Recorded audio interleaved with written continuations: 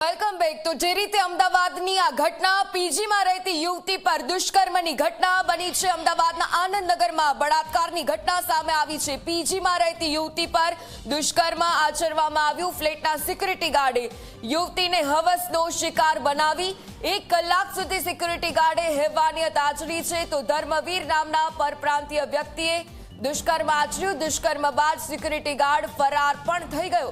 જો કે પોલીસે ગણતરીના કલાકમાં જ આરોપીને ઝડપી પાડ્યો। આરોપીને પકડવા માટે પોલીસની 10 થી વધુ ટીમો કામે લાગી છે।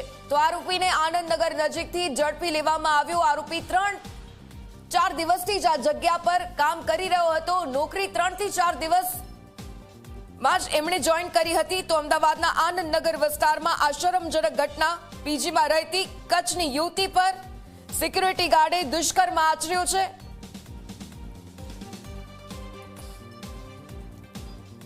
તો અમદાવાદના આનંદનગર વિસ્તારમાં પીજીમાં રહેતી યુવતી પર આ લાલ બત્તી સમાન કિસ્સો સામે આવ્યો છે। પીજીમાં રહેતી દીકરી સાથે દુષ્કર્મનો બનાવ। સિક્યુરિટી ગાર્ડે યુવતી પર તો ટીવી સ્ક્રીન પર આ તસવીર તમે જોઈ રહ્યા છો। આ તસવીરમાં દેખાતો આ એ જ શખ્સ, આ આરોપી વ્યક્તિ ધર્મવીર નામનો સિક્યુરિટી ગાર્ડ કે જેણે આ યુવતી પર દુષ્કર્મ આચર્યું। ટીવી સ્ક્રીન પર સીસીટીવીના ક્લિયર ફૂટેજ આપ જોઈ રહ્યા છો કે જેમાં દેખાઈ રહ્યો છે આ ધર્મવીર નામનો શખ્સ પહેલા લિફ્ટમાંથી પ્રવેશ કરે છે સીધા છત પર। સીસીટીવીની આ તમામ તસવીર આપ ઝી 24 કલાક પર એક્સક્લુઝિવ જોઈ રહ્યા છો। ધર્મવીર નામનો આ સિક્યુરિટી ગાર્ડ અને આ જ સિક્યુરિટી ગાર્ડ દ્વારા આ યુવતી પર દુષ્કર્મ આચરવામાં આવ્યું।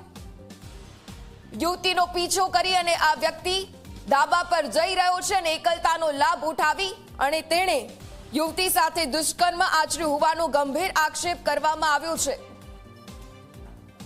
તો આનંદનગર વિસ્તારમાં પીજીમાં રહેતી યુવતીઓ માટે આ લાલ બત્તી સમાન કિસ્સો।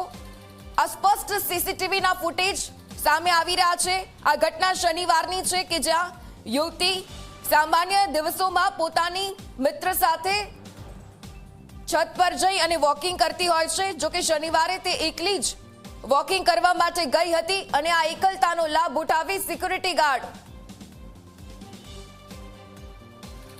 તો ટીવી સ્ક્રીન પરની આ તસવીર તમે જોઈ રહ્યા છો કે જ્યાં આ આરોપી ગંભીર રીતે આ યુવતી પર જે રીતે આરોપ હવે લગાવી રહી છે, દુષ્કર્મની ઘટના આચરવામાં આવી। આ તસવીર તમે જોઈ રહ્યા છો।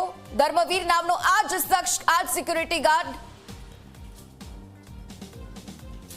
લિફ્ટમાં પ્રવેશ કરે છે। આ સીસીટીવીની તમામ ક્લિયર ફૂટેજ પણ હવે સામે આવી ચૂકી છે અને આરોપીને હવે પોલીસના સકંજા